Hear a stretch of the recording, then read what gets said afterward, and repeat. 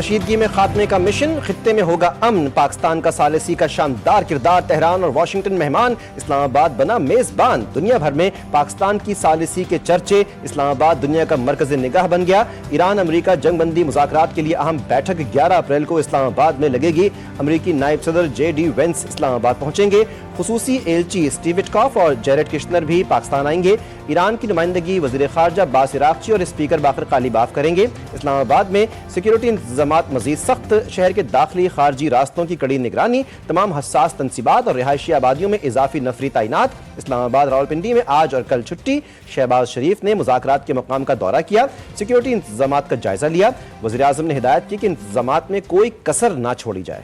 اسلام آباد اور ایران اور امریکہ کے درمیان مذاکرات کے لیے تیاریاں مکمل، وزیراعظم اور ان کی ٹیم نے مذاکرات کی کامیابی کے لیے کمر کس لی، شہباز شریف کی زیر صدارت اہم مشاورتی بیٹھک، وفاقی وزراء سمیت عسکری قیادت کی بھی شرکت، اسلام آباد مذاکرات کے حوالے سے تفصیلی مشاورت کی گئی، شرکا کا اسلام آباد مذاکرات کو کامیاب بنانے کے عزم کا اظہار، جنگ بندی میں کلیدی کردار ادا کرنے پر فیلڈ مارشل سید عاصم منیر کو بھرپور خراج تحسین، شرکا نے کہا کہ جنگ بندی پر پاکستان کے مثبت اور تعمیری کردار کو عالمی سطح پر سراہا جا رہا ہے، امن کا یہ موقع ضائع نہیں ہونے دیا جائے گا۔ وزیراعظم شہباز شریف سے فیلڈ مارشل عاصم منیر کی ملاقات، خطے میں پائیدار امن کے لیے ثالثی کردار جاری رکھنے کے عزم کا اعادہ، فریقین کے درمیان کشیدگی کم کرنے کی پیش رفت کا جائزہ لیا گیا، وزیراعظم اور فیلڈ مارشل کا کشیدگی میں حالیہ کمی پر اطمینان کا اظہار، تمام فریقین پر جنگ بندی برقرار رکھنے اور تحمل کا مظاہرہ جاری رکھنے پر زور، اعلامیے کے مطابق وزیراعظم نے اس عمل میں شامل فریقین کے عزم کو سراہا، ملاقات میں امن کی کوششوں میں کامیابی کے لیے نیک تمناؤں کا اظہار کیا گیا۔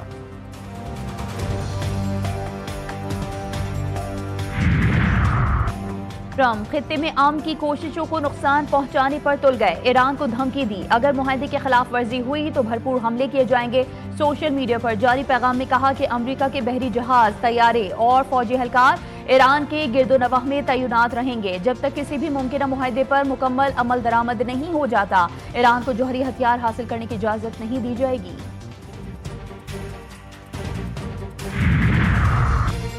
لبنان پر حملے، جنگ بندی کی خلاف ورزی، حملے جاری رہے تو مذاکرات بے معنی ہو جائیں گے، ایرانی صدر مسعود پزشکیان نے واضح کر دیا، اسرائیلی کارروائیاں خطرناک اور عدم وابستگی کی علامت ہیں، صہیونی ریاست کی بار بار جارحیت جنگ بندی کے ابتدائی معاہدے کی کھلی خلاف ورزی ہے، اپنے لبنانی بھائیوں اور بہنوں کو کبھی تنہا نہیں چھوڑے گا، حملے نشاندہی کرتے ہیں کہ معاہدوں کے حوالے سے سنجیدگی اور دیانتداری کا فقدان ہے، ایران کے نائب وزیر خارجہ نے کہا، امریکہ کو لبنان میں قتل عام بند کروانے کے لیے اسرائیلیوں کو رضامند کرنا ہوگا، ہم نے سفارتکاری کو ایک اور موقع دینے کے لیے جوابی کارروائی نہیں کی۔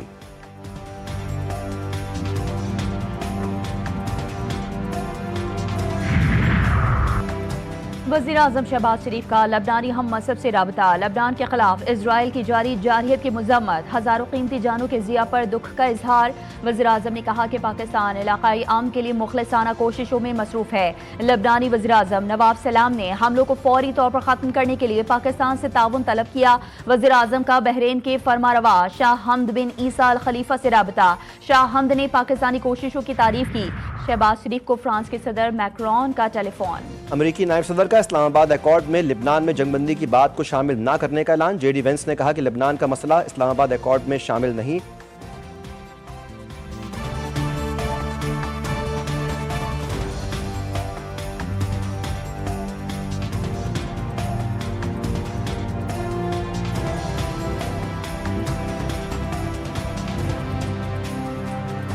آسٹریا کے وفاقی چانسلر کرسٹر سٹوکر نے بھی شہباز شریف سے گفتگو کی، وزیراعظم نے پاکستان کی کاوشوں کی بھرپور تائید و حمایت پر شکریہ ادا کیا۔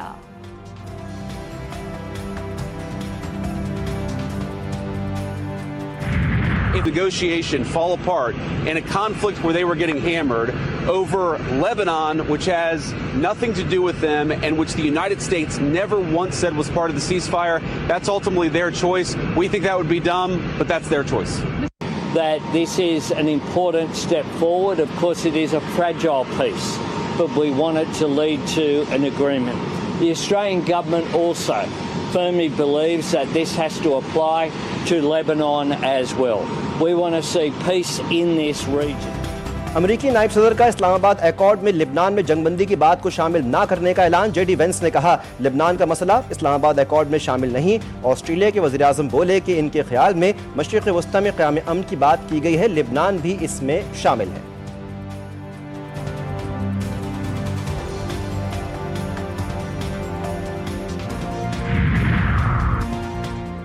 لبنان کی شمولیت کے بغیر جنگ بندی کا کوئی تصور نہیں۔ ایرانی پارلیمنٹ کے اسپیکر محمد باقر غالیباف کا دو ٹوک پیغام۔ لبنان اور پورا مزاحمتی محور ایران کے اتحادی ہونے کے ناطے جنگ بندی کا لازمی اور ناقابل علیحدگی حصہ ہیں۔ وزیر اعظم پاکستان نے لبنان کے معاملے پر کھل کر اور واضح موقف پیش کیا۔ شہباز شریف کے بیان کے بعد اس سے انکار یا پیچھے ہٹنے کی کوئی گنجائش نہیں رہی۔ جنگ بندی کی کسی بھی خلاف ورزی کی بھاری قیمت چکانا پڑے گی۔ سعودی عرب اور ایران کے وزرائے خارجہ کے درمیان اہم ٹیلی فونک رابطہ۔ سعودی وزیر خارجہ فیصل بن فرحان السعود نے ایرانی ہم منصب عباس عراقچی سے گفتگو کی۔ دونوں رہنماؤں نے خطے کی تازہ ترین صورتحال کا جائزہ لیا۔ کشیدگی کم کرنے کے مختلف طریقوں پر تبادلہ خیال۔ دونوں ممالک نے اس بات پر زور دیا کہ خطے میں امن و استحکام کی بحالی کے لیے سفارتی کوششوں کو تیز کرنا ضروری ہے۔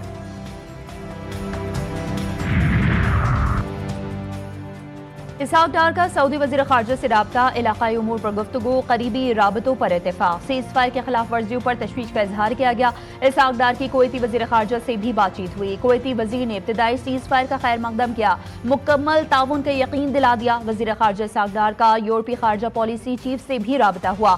کایا کالاس نے پاکستان کی حمایت کا اعادہ کیا۔ اسحاق ڈار کا ازبک وزیر خارجہ بختیار سیدوف سے بھی ٹیلی فونک رابطہ ہوا۔ مشرقی وسطی اور خطے کی تازہ ترین صورتحال پر تبادلہ خیال۔ دونوں رہنماؤں نے خطے میں امن و استحکام کے لیے جاری کوششوں پر گفتگو کی۔ اسحاق ڈار اور برطانوی وزیر خارجہ کے درمیان ٹیلی فون پر بات چیت۔ برطانوی وزیر خارجہ کا پاکستان کے جنگ بندی میں اہم کردار کا اعتراف۔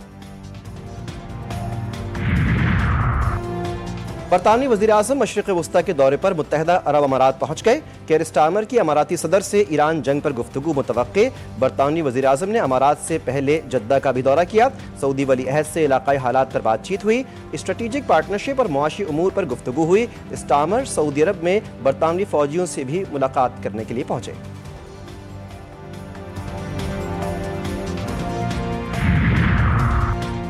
وزیر داخلہ محسن نقوی سے امریکی سفیر نیٹلی بیکر کی ملاقات۔ مشرق وسطی کی موجودہ صورتحال پر بات چیت، جنگ بندی کا خیر مقدم کیا گیا۔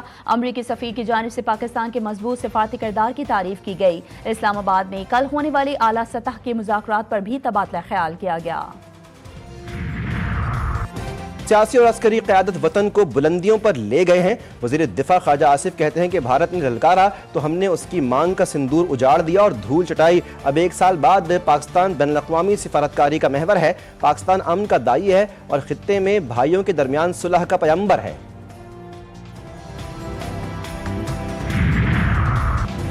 عالمی مارکیٹس میں تیل کی قیمتوں میں پھر اضافہ۔ امریکی خام تیل کی قیمت $100 فی بیرل ہو گئی۔ برنٹ آئل $98 فی بیرل پر آ گیا۔ ایشیائی اسٹاک مارکیٹس میں منفی رجحان۔ پاکستان اسٹاک مارکیٹ میں 293 پوائنٹس کی کمی، انڈیکس 1,65,517 پوائنٹس پر بند۔ بیرونی فوج کے دوسرے دن بھی لبنان پر وحشیانہ حملے، شہری آبادیوں پر شدید بمباری سے مزید درجنوں افراد شہید، متعدد زخمی۔ 2 دن میں شہداء کی تعداد 300 سے بھی بڑھ گئی۔ اسرائیل کا حزب اللہ کے سربراہ شیخ نعیم قاسم کے سیکرٹری اور اعلیٰ کمانڈر سمیت 200 مزاحمت کاروں کو شہید کرنے کا دعویٰ۔ حزب اللہ نے مقبوضہ علاقوں پر درجنوں راکٹ داغ دیے۔ جھڑپوں میں اسرائیلی فوج کو بھاری نقصان پہنچانے کا دعویٰ۔ لبنان پر اسرائیل حملوں کے بعد آبنائے ہرمز میں جہازوں کی آمد و رفت کو ایران نے محدود کر دیا۔ آبنائے ہرمز میں متبادل بحری راستے مقرر۔ پاسداران انقلاب کے مطابق ہر جہاز کو آبنائے ہرمز سے گزرنے سے پہلے پاسداران انقلاب کے بحری شعبے سے اجازت لینا ہوگی، جس کا مقصد جہازوں کو اینٹی شپ بارودی سرنگوں کے خدشات سے محفوظ رکھنا ہے۔ اجازت کے بغیر گزرنے والے جہازوں کو کارروائی کی وارننگ جاری۔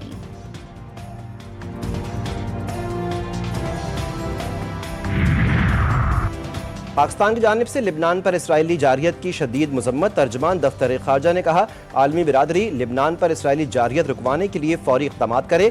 برطانیہ سمیت دیگر یورپی ممالک کا لبنان میں بھی جنگ بندی پر عمل درآمد یقینی بنانے کا مطالبہ۔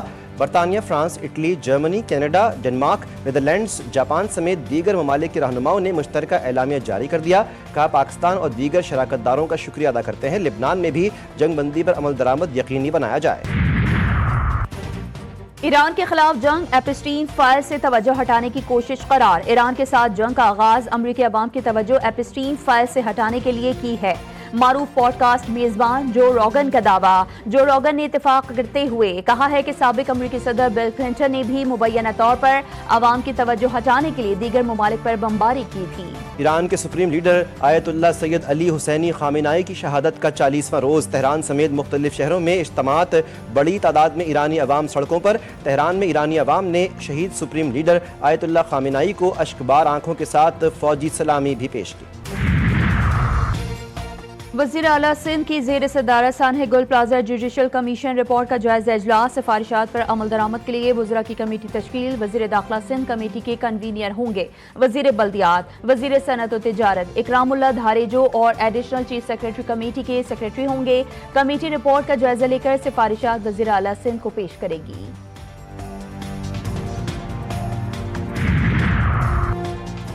کاغذات کی گمشدگی رپورٹ گھر بیٹھے اندراج کروائیں۔ وزیر اعلیٰ پنجاب مریم نواز نے پنجاب پولیس پاکستان ایپ کا افتتاح کر دیا۔ ایپ کے ذریعے شناختی کارڈ، پاسپورٹ، ڈرائیونگ لائسنس اور دیگر ضروری کاغذات کی گمشدگی کی رپورٹ گھر بیٹھے درج کروائی جا سکتی ہے۔ مریم نواز نے کہا کہ جدید ٹیکنالوجی کے ذریعے عوام کے لیے آسانی پیدا کرنا ہمارا عزم ہے۔